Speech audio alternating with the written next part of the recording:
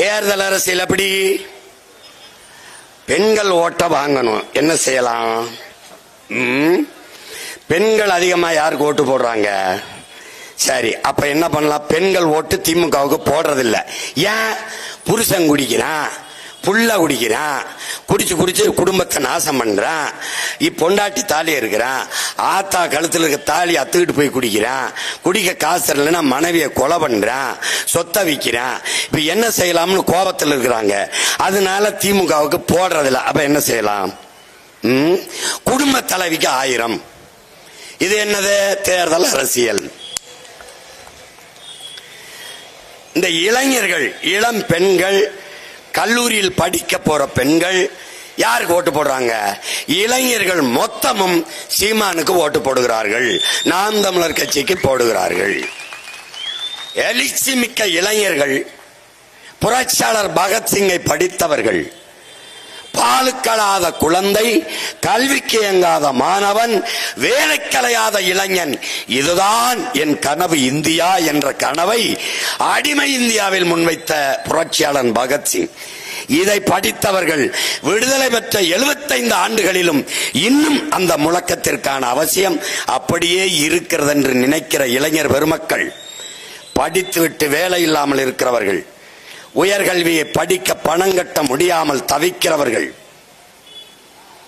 14,000 ஆசிரியர் பெருமக்கள், படித்துவிட்டு பகுதி நேர ஆசிரியர்களாக பணி நிரந்தரத்திற்கு வீதியில் நின்று போராடுகிற பெருமக்கள், 14,000ற்கு மேற்பட்டு ஆசிரியர் தேர்வு பணியை எழுதி தேர்ச்சி பெற்று பணி நியமனத்திற்காக காத்து நிற்கிற பெருமக்கள், செவிலியர்கள், பணி நிரந்தரத்திற்கு, அரசு மருத்துவ பெருமக்கள், ஊதிய உயர்விற்கு எல்லாரும் வீதியில் நிற்கிற பெருமக்கள் யோசிக்கிறார்கள்.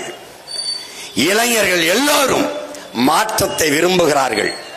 எங்கும் ஊழல், எங்கும் லஞ்சம், மீள முடியாத வறுமை, ஏழ்மை, வள கொள்ளை, தூய காற்றில்லை, குடிக்க நீரில்லை, உண்ண நஞ்சில்லாத உணவில்லை, பயணிக்க பாதை இல்லை, எரிக்க தடையற்ற மின்சாரம் இல்லை. ஐயோ, இதை மாற்ற முடியாதா என்று துடிக்கிற இளைய தலைமுறை பிள்ளைகள் எங்கே செல்கிறார்கள்? சீமான் பின்னாடி செல்கிறார்கள். ஓட்டுக்கு 1 ரூபாய் கூட கொடுக்கவில்லை. சீமானுடைய அப்பன் அண்ணாதுரையோ கருணாநிதியோ தொடர்ச்சியாக பரம்பரையாக பதவியில் இருந்து வந்தவன் அல்ல. அவன் பின்னால் நிற்பவன் எவனும் அரசியல் தலைவனின் வாரிசும் அல்ல. ஆடம்பரம் படோடபம் எதுவும் இல்ல. முட்டுச்சந்தில விட்டாலும் கத்துகிறார்கள், மூத்திர சந்தில விட்டாலும் கத்துகிறார்கள், மேடை இருந்தாலும் பேசுகிறார்கள், இல்லை என்றாலும் கத்துகிறார்கள். ஆனால் மக்களின் மீது அக்கறையோடு கத்துகிறார்கள்.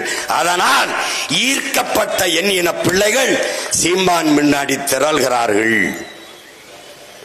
அப்ப என்ன பண்ணலாம்? கல்லூரிக்கு செல்கிற இளம் பெண்களுக்கு எப்படி ஒரு பேரு? புரட்சி பெண் திட்டம் 1000. எப்படி இருக்கு பாருங்க. 60 ஆண்டு கால ஆட்சி, 60 அரை நூற்றாண்டுக்கு மேலான ஆட்சி, திராவிடர்களின் ஆட்சி. 1000 ரூபாய்க்கு எங்க அம்மா கையேந்திரா, 1000 ரூபாய்க்கு என் தங்கச்சி கையேந்திரா. இதெல்லாம் எதுல வருது? டெவலப்ல வருது, வளர்ச்சியில வருது, நவீன தமிழகத்தில் வருது, நவீன தமிழ்நாட்டை படைத்த சிற்பிகளின் செயல்பாட்டில் வருது. அப்ப இளம் பெண்ணுக்கு பேர் எப்படி வைக்கலாம்? புரட்சி பெண். இது புரட்சி பெண்ணா?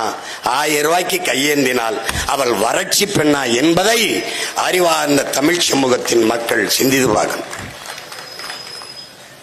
இந்த திட்டம் இது என்னது? தேர்தல் அரசியல். பொம்பளை பிள்ளைகளுக்கு மட்டும் கொடுத்தா ஆம்பளை பிள்ளைகளுக்கு கோச்சுக்குருவாங்க. அவனுக்கு திடீர்னு ஒரு குவார்டர் போடணும், பிறந்த நாளைக்கு இல்ல காதலிக்கு பிறந்த நாள் ஒரு பரிசு கொடுக்கணும், அல்ல பிடிச்ச நடிகர் அவன் நேசிக்கிற தலைவர் படம் வந்துருது, அதுக்கு படம் பார்க்கணும், காசு என்ன கோபத்துல மாத்தி போட்டுருவான். இவனுக்கு போடுறதுக்கு சீமானுக்கு போட்டுடலாம்னு நினைப்பான். அப்ப என்ன பண்ணலாம்? அவனுக்கு தமிழ் மகன் 1000. ஏன் அங்க திராவிட மகன் வரல?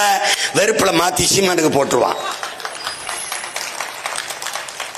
ஏன்னா திராவிடம் இஸ் ஈக்குவல் டு எப்படி பகுத்து கிகுத்து வகுத்து பெயர் வச்சாலும் எந்த வழியில் பொருள் கொண்டாலும் திராவிடம் என்றால் திருடன் என்றுதான் வருது. திருட்டு திருட்டு உருட்டு கையில் கிடைச்சதெல்லாம் சுருட்டு மொத்தமா சேர்த்தால் திராவிடம். விடம் என்றால் என்ன? விஷம். குடித்தால் என்ன பண்ணுவாய்? செத்து போவாய். திராவிடம் தீராத கொடிய விஷம். அதுக்கு ஓட்டு போட்டால் என்ன செய்வாய்? அப்பவும் செத்துத்தான் போவாய். இதுதான் திராவிடம்.